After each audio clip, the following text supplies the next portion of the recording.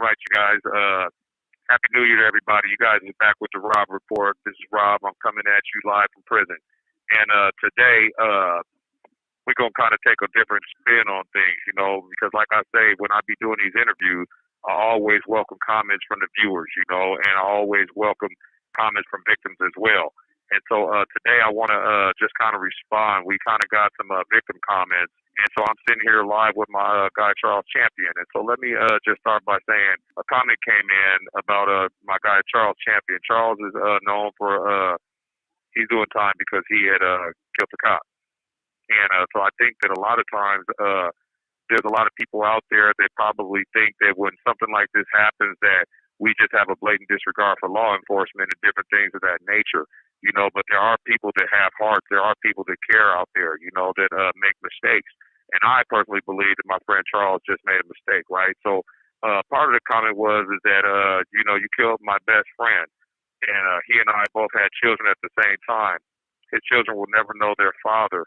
If only you could have said you were sorry for his murder. Being in a gang is not a crime. Killing a police officer is what messed up your life. I hope his kids and widow don't see you spending religion and love on YouTube. Why do you deserve a platform is beyond me. And I want to just say, for me, right, I take that really serious, and we definitely welcome that. We're not here to diminish any of that. We definitely feel exactly what you're saying. I'm not sure exactly who you are, but I can say this, beyond a shadow of a doubt, I definitely will tell you that I am sorry for the loss of your friend. I can only understand what his family has to go through, but I can tell you this, I'm locked up for murder too, and I understand what happens with victims. I understand that we victimize more people than we know. And so we want to use this platform sometimes to do those apologies and talk about these things that we've done because we messed up. And if we can just save lives and impact lives, I think that's exactly what we want to use this platform for. So without further ado, I want to talk to Champ. Champ, are you there? Yeah, I'm here. Charles, let's just get right into it, man. Obviously, you heard what I just read to you, so there are some people out there that aren't very happy with you, And so, like, the first thing that I read was that there was a guy that was friends with somebody that you murdered, and I just want to deal straight from the top. And it says that the post suggests that you've never said you're sorry. So I'm going to back up, and I'm going to give you that space to say whatever you need to say at this moment. Yeah, appreciate this opportunity, As far as, my reaction to, and I don't regard what I did as a mistake, I can't say that it was a mistake, what I'm saying? It was a horrible choice. It was something very wrong, what I did, and I stand on that, and I admit that freely, bad choices, at a very young age. But, from the very beginning, early on, I've always been, remorseful for, my actions and how it has affected, those who were affected by it.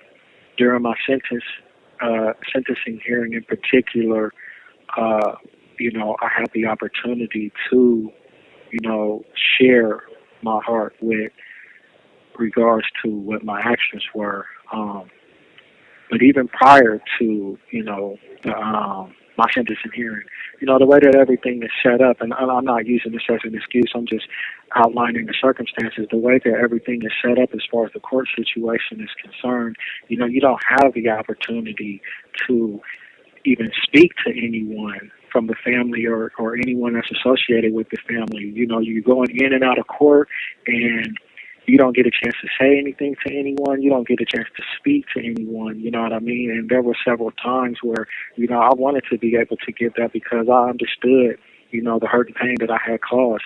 But because of the situation and everything is set up, you just don't have the opportunity to.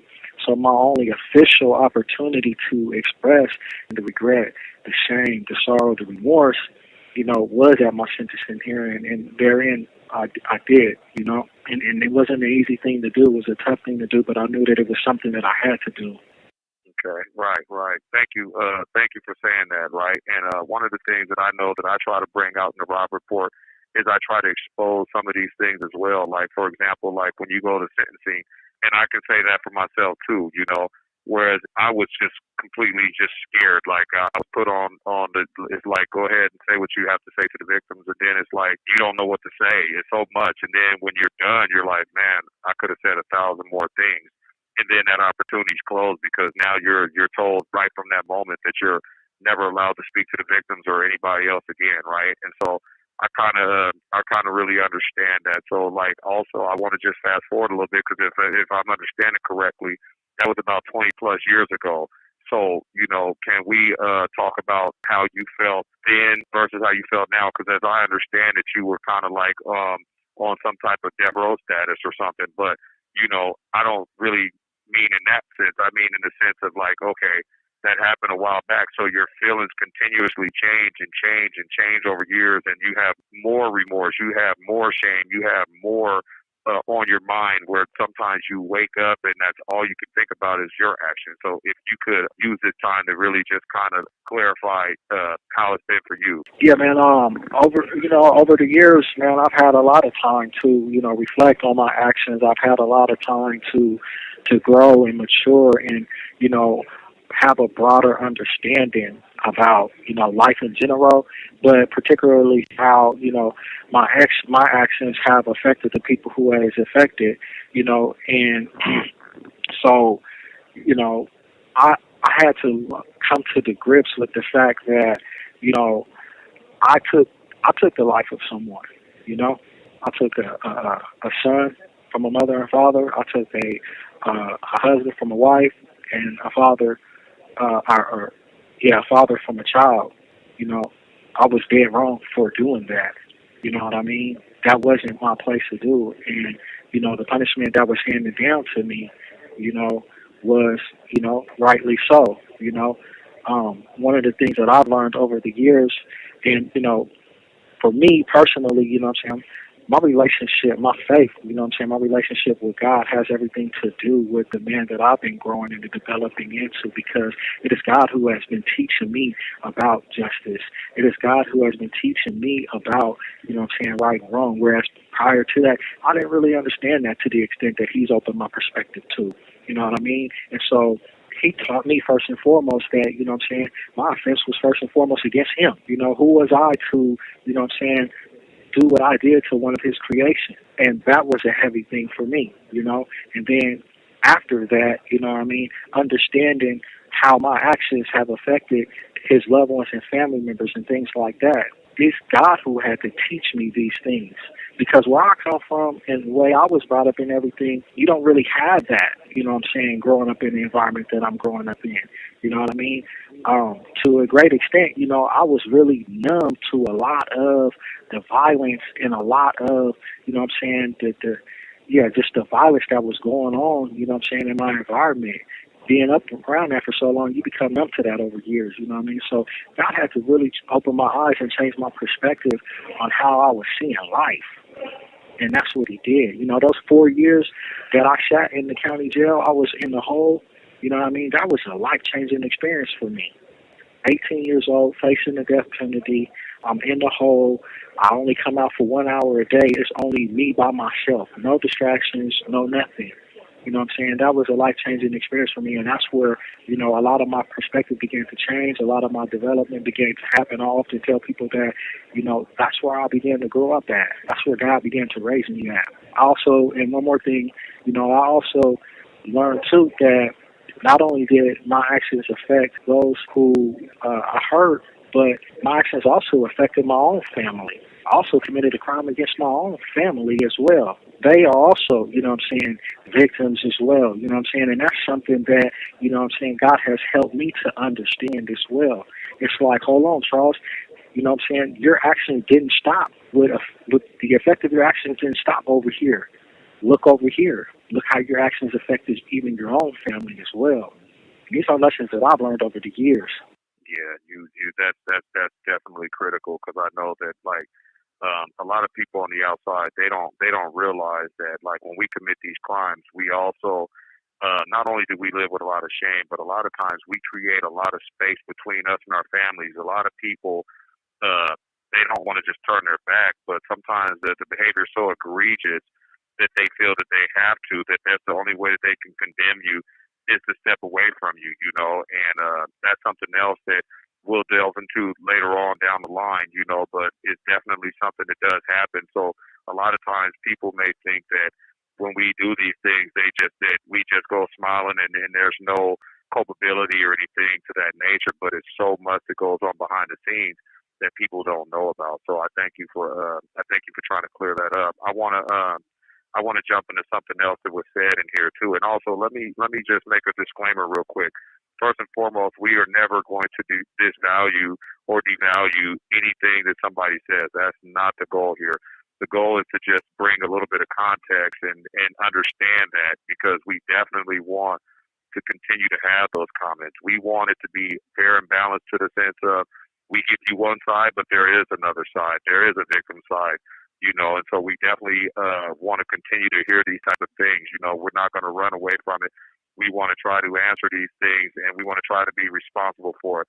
But one of the things that I noticed that was said was that you don't deserve a platform. But I want to just stop there real quick before I ask you a question. And I want to just tell the people out there that are listening, with this platform that we are using, we're trying to really do something special, trying to do something that's not being done. And a lot of times, and I talked about this in my last interview, a lot of times the work that we're trying to do, we lose a lot of friends doing this stuff. A lot of people disassociate themselves with us because we're trying to do real good work, and so like even with this platform, I know that when people have come up to us and asked us to support their defund the police movements and different things of that nature, we have stood firm and said, hell no, we don't support that message. You know what I mean? So I want law enforcement to know right now that even with the platform that we have have rejected those ideas. You know what I'm saying? We're not jumping on that because we definitely know that we need law enforcement out there. So I wanted to say that off the muscle. But I wanted to ask you about the platform and why do you need this platform, and what are you trying to bring to this platform? I never looked at it, like something that I needed, but we wanted to create this platform, man, because we wanted to affect change. You know what I'm saying? We wanted to affect change right here in the prison, and this is where 50 Rags Outreach started. The people that come from my walk of life, the street lifestyle, the gang lifestyle, my experiences and my influences and the knowledge and understanding that I've gained over the years, I want to take that and I want to give back and try to help change this culture, because it's destructive. We are, killing our own people. We're destroying our own communities. We're leaving our families, our wives and our children out there fatherless in the name of, this street life. And that's something that God has opened my eyes to. And so, I feel a calling on my life to reach back to try to help change. And so that's how 50 Rags Outreach started. We were blessed with the opportunity to, gain an online presence. And with this presence, we wanted to be able to not only be responsible, first and foremost, but second of all, we wanted to let people know that, it's okay to change. If an individual like myself could, having done what the things that I've done, can turn his life around, then my message to the next man is, so could you. And so that's how this came about. And that's what we want to use this platform for. We want to try to affect change, man, because this gang lifestyle, this cancerous lifestyle, man, has affected generations and thousands of lives, I don't want to continue to perpetuate that. I don't want this to be something that my sons, my little cousins, my friends' sons and cousins continue to get caught up in. I dig it. And I want to just take this time right now to say that 50 Rags Outreach does not by any way support any violence on officer and law enforcement at all. And then I wanted to just also let it be known that I know two people that were in this prison that I consider friends of mine. And I know that they've actually saved correctional officers' lives. And then these guys, it's not something that's light. It's frowned upon by other people that are locked up. And so then these guys have to go spend the rest of their time in protective custody for doing the right things. And I say this because a lot of times people may think that what a person's intentions are. Where I seen a comment where they said that jail is your identity. And I can definitely understand his anger and why somebody would say that. But I want to I want to just respond to that man real quick and say that that I know I've also done time with another gentleman that and I won't even call him a gentleman. I've done time with another guy that actually was locked up for killing an officer, and he actually got time back. He went back to court, and when he went back to court, he was sitting on the news, sitting there laughing about what he did, right? And this isn't your identity. This isn't who you are. But we do. I say that because we have people that don't have feelings attached to the things that they've done. You know, that don't want to get back, that don't care. They think that there's honor in those type of things. You know, and this isn't what we're using this platform for. This isn't why we're here. We don't honor that type of stuff.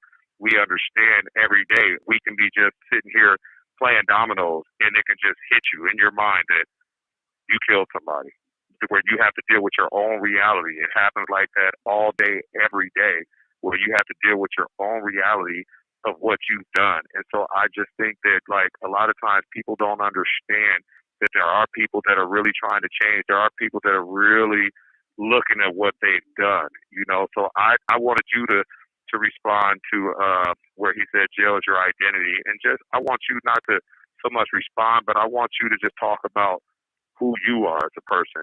How do you do your time? Man, first and foremost, you know, man, since the time I came into the system, I ain't never, you know, gloried in what I did, nor did I ever let anyone, you know what I'm saying, try to glorify what I did. You know,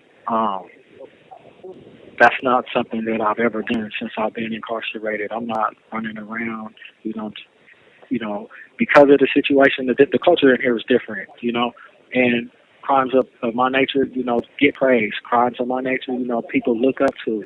But I've never taken that and, you know, rode that horse, you know, to gain anything. You know, in fact, I've shunned that.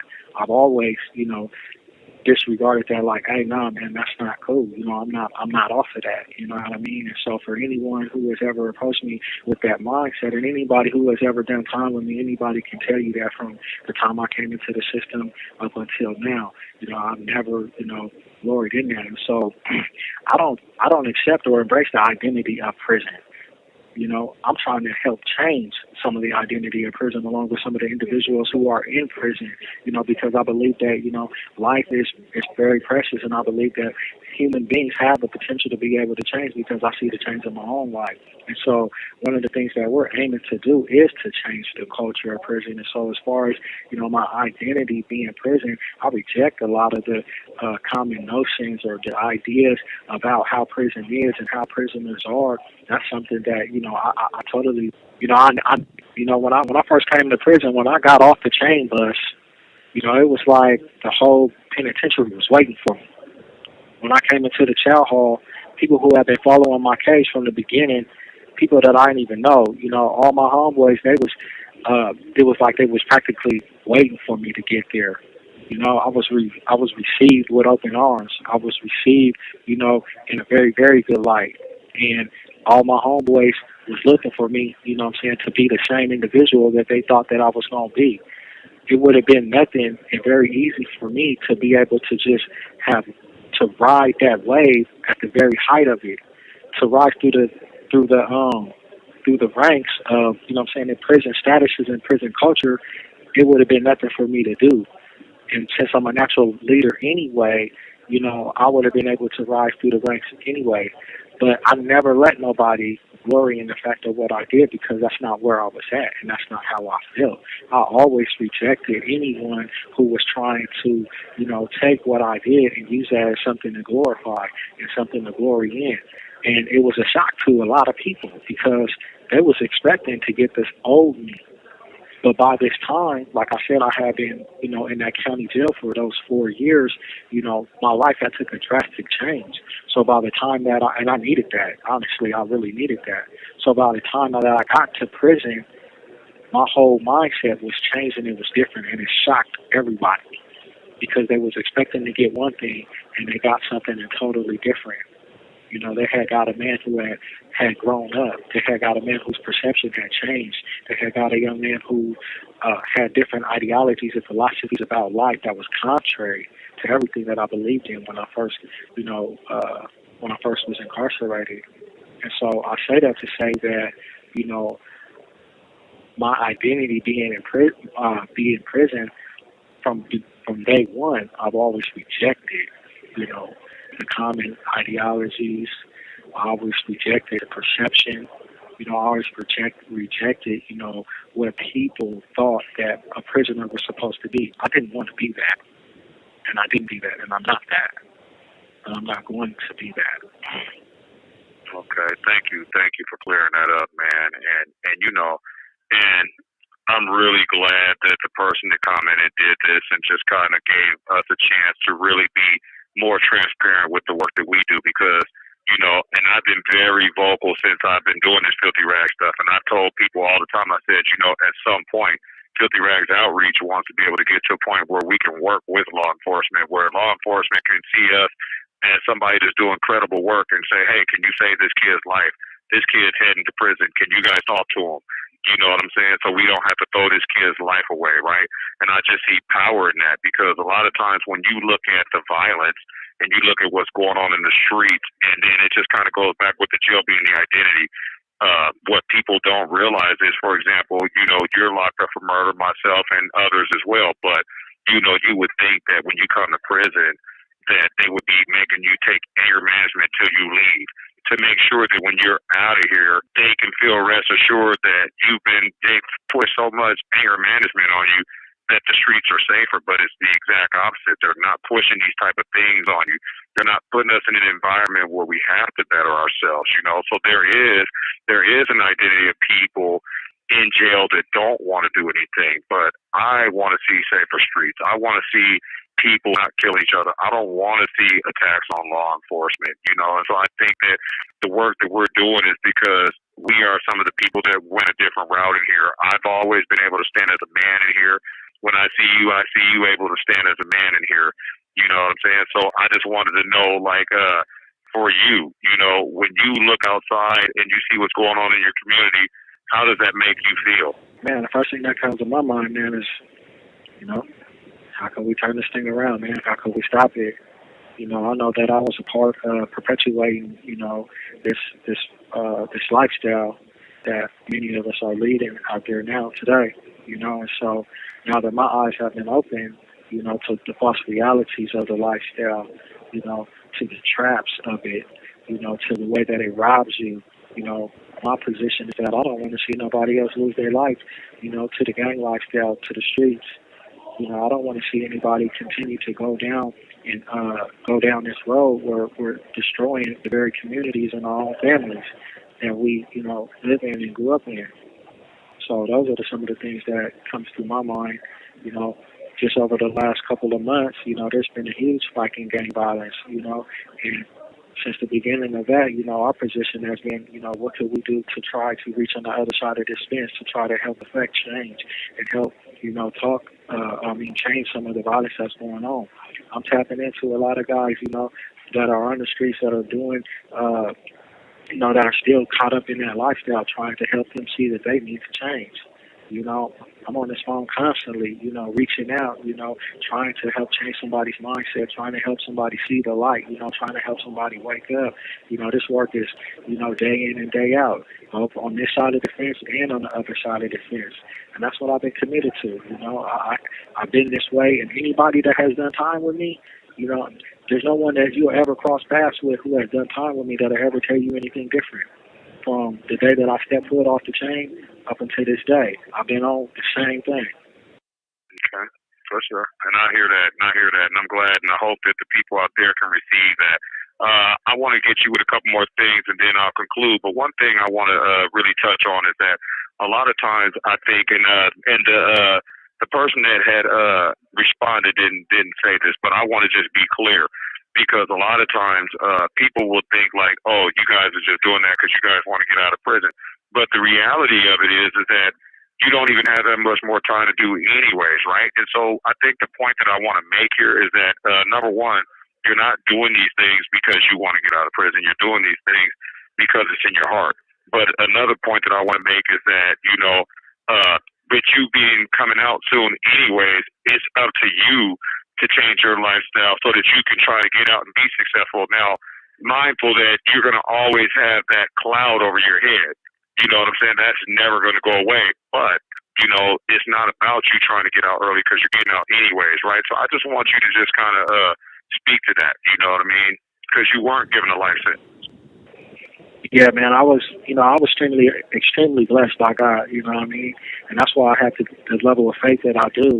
And that's why I've been rocking with him the way that I have, and I ain't never switched lanes on him because of the grace that he has shown me. I recognize the grace that he has shown me, and I also recognize the responsibility that comes with the grace that he has shown me. And so, I have, family and loved ones, children as well, who have been affected by this, and so that matters to me. It matters to me that, I have also, left my own wife and children out there, to fend for themselves, and so my heart's desire is to be able to, return to the community and be able to try to help rebuild all the things that I helped destroy. That's what my heart's at. First and foremost, trying to start with my very own family. In fact, doing a lot of the work that we're doing, I've been conscious of how the work that we've been doing could, be perceived, by those who I've hurt. It's something that I've been very, very conscious about. In fact, I have been trying to find ways I've been trying to figure out how to, not allow the work that I've been doing to have that adverse effect. That matters to me. That matters to me a lot, and I'm really conscious of that. Does that answer the question that you asked me?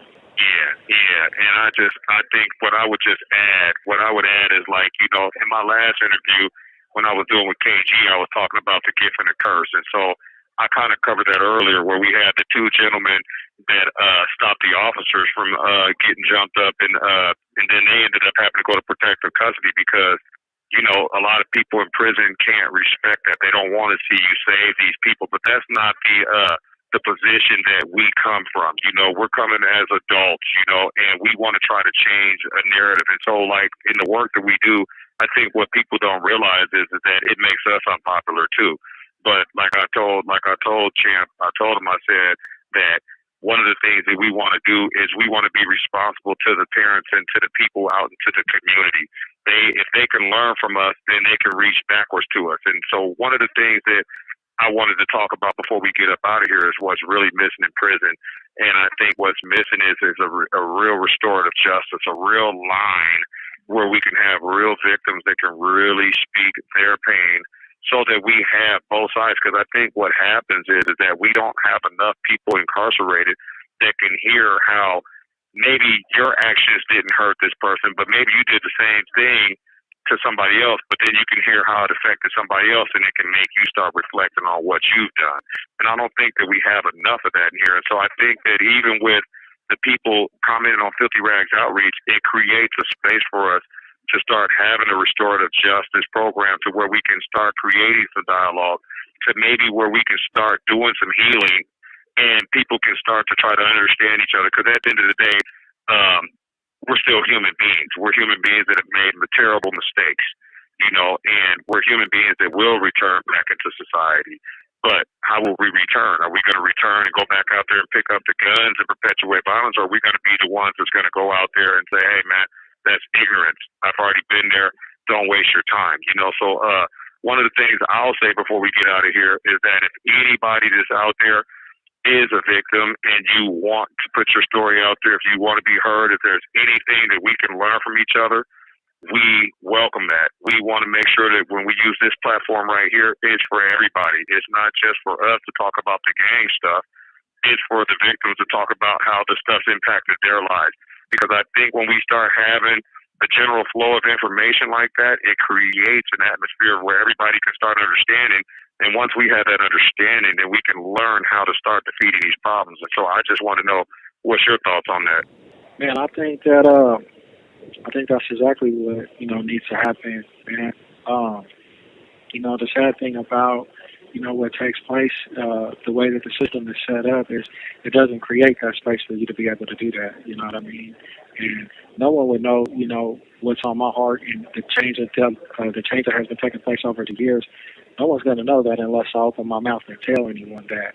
If I keep my mouth closed, you're left to think whatever it is that you think, without having any insight as to the transformation that's taking place in my own life. So to be able to create a space, where individuals can have that type of dialogue, can have that type of, exchange is a great thing because, again, like I said, that, one of the toughest things, just one of the toughest things is, coming to terms and grips with the effect that I left on my own family, how I've shattered my own family because of my actions,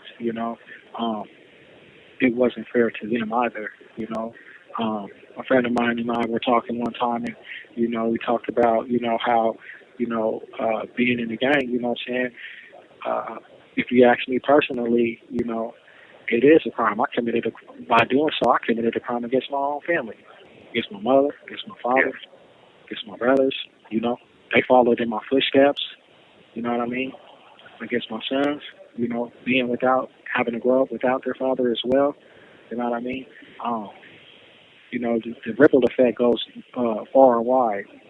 And that's something I got to deal with. That's something that I have to live with, and I live with it every day, But by the grace of God, who's been instrumental in my life, He's helping me get through that, And it's a huge part of it. I know that a lot of the work that we're doing, like even a lot of this conversation that we're having right now, it's not going to be, particularly smiled upon, by our peers. I get that. I understand that. But I also understand what I've been called to do, though. I want to see all my homeboys saved. I want to see the people that have come from my lifestyle and let them know that, hey, listen, man, God got a lane for you, too. You ain't got to continue to push down this lane and lose your life to these streets that have not given you anything in return. And so that's a part of my mission. And even though I know that a lot of people ain't going to be able to receive that, that's what my heart is. And anybody that know me, they know that. Okay, yeah, and I definitely agree. And I guess I would just add, too, that I definitely double that, like I said, and I think that the main thing is that people on the outside have to understand that when you decide that you want to speak out and you want to start doing prevention and intervention stuff, then you don't become popular with your people. You become, you're less popular, and so these are big steps. And so I would remind anyone that's listening that when we do these things, it's big steps because it is definitely frowned upon by our peers. But the other side of that, though, is that the influence that I do have, the respect among my peers that I do have because of the lifestyle that I lived, I take that and I use that, to be able to help affect change. Because there are still a lot of people that look to me and they respect me and they respect my walk, they respect the transformation that has taken in my life, and they're willing to hear from me because I'm credible in that sense. You know what I mean? And so the other side of that is that, I do have influence, and I use that influence to affect change among my peers because they'll listen to me before they might listen to somebody else at times, and that's a responsibility that I take. Okay, well, Champ, let me say this real quick because my time is about to be up, and this is another episode of the Robb Report. I hope that we've been very informative with you guys. And I want to just say to the people that did the comment, thank you for your comment. And I want to apologize to you and let you know that my heart goes out for your friend and their family. And that's coming from my heart. And I want to just tell you guys, thank you for just giving us the time and giving us the space and listening to us and believing in us. You finish out, Champ. And I second that, too. I sincerely apologize, for the lives that I've affected, the hurt and pain that I've caused. That means a lot, to me. It doesn't go, without thought, every day. Like I said, God has helped me to understand these type of things. So, yeah, again, I appreciate everybody tapping in as well.